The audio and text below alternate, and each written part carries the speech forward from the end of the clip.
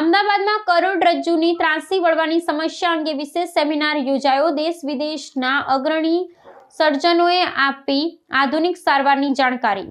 અમદાવાદ ખાતે કરોડરજ્જુની ગંભીર સમસ્યા સ્કોલિયોસિસ કરોડરજ્જુનો અસાધારણ વાંકો ચૂકો વળાંક અંગે સમાજમાં જાગૃતિ લાવવાના ઉમદા હેતુસર એક વિશેષ શૈક્ષણિક પરિસંવાદનું આયોજન કરવામાં આવ્યું હતું। આ કાર્યક્રમમાં ભારત સહિત વિશ્વના વિવિધ દેશોના ખ્યાતનામ કરોડરજ્જુના શસ્ત્રક્રિયા નિષ્ણાતો એક મંચ પર એકત્રિત થયા હતા। સેમિનારનો મુખ્ય ઉદ્દેશ્ય સામાન્ય જનતા ને તબીબી ક્ષેત્રના વિદ્યાર્થીઓને આ બીમારીના પ્રારંભિક લક્ષણો ને તેના નિદાન માટે ઉપલબ્ધ આધુનિક વિકલ્પોથી માહિતગાર કરવાનો હતો। ખાસ કરી બાળકો અને કિશોરોમાં જોવા મળતી આ સમસ્યાને સમયસર ઓળખી લેવામાં આવે તો ભવિષ્યની મોટી શારીરિક વિકૃતિઓ નિવારી શકાય છે તે બાબત પર ભાર મૂકવામાં આવ્યો હતો। આ નિષ્ણાંત તબીબોએ ચર્ચા દરમિયાન જણાવ્યું હતું કે કરોડરજ્જુનું ત્રાંસું થવું એ માત્ર સૌંદર્યલક્ષી પ્રશ્ન નથી, પરંતુ તે શ્વસન તંત્ર અને હૃદયની કાર્યક્ષમતા પર પણ ગંભીર અસરો કરી શકે છે। પરિસંવાદમાં ઉપસ્થિત સર્જનોએ શસ્ત્રક્રિયાની નવીનતમ પદ્ધતિઓ, રોબોટિક સહાયિત પ્રક્રિયાઓ અને અત્યાધુનિક ઉપકરણોનો ઉપયોગ અંગે પોતાનો અનુભવ વહેંચ્યા હતા। નિષ્ણાંતોએ સ્પષ્ટ કર્યું હતું કે આધુનિક વિજ્ઞાનની મદદથી હવે અત્યંત જટિલ વાકાચૂકી કરોડરજ્જુ પણ સુરક્ષિત રીતે સિદ્ધિ કરવી શક્ય બની છે। આ કાર્યક્રમમાં ઉપસ્થિત મહાનુભાવોએ દર્દીઓને ભયમુક્ત બની નિષ્ણાંત તબીબોની સલાહ લેવા અનુરોધ કર્યો હતો।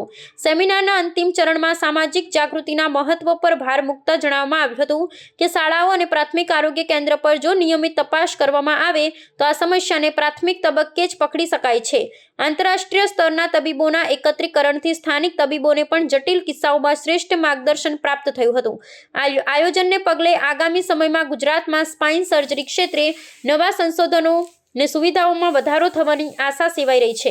જનતામાં ફેલાયેલી ગેરમાન્યતાઓ દૂર કરવા માટે આવા સેમિનારો નિયમિત અંતરે યોજવા જોઈએ તેવો સૂર નિષ્ણાંતોએ વ્યક્ત કર્યો હતો। સ્કૂલ હેલ્થ પ્રોગ્રામમાં અંદર નાખે કે ભાઈ આવા બાળકોને સ્ક્રીન કરી અને કોઈ પણ નજીકમાં ડૉક્ટર હોસ્પિટલને બતાડે તો એટલીસ્ટ એ બાળકને અને એના માતા પિતાને ખબર પડે કે ભાઈ આપણા બાળકને આ પહેલાંના જમાનામાં આને નથી ટ્રીટ કરી શકતા, હવે આને વહેલું પકડીએ તો સરસ રીતે ટ્રીટ થઈ શકે, નોર્મલ છોકરું બની શકે। તો એ અભિગમ ઇન્ડિવિજ્યુઅલ લેવલે, એનજીઓ લેવલે અને રાજ્ય સરકારના લેવલે આપણે કરવો બહુ જ જરૂર છે। There are two purposes.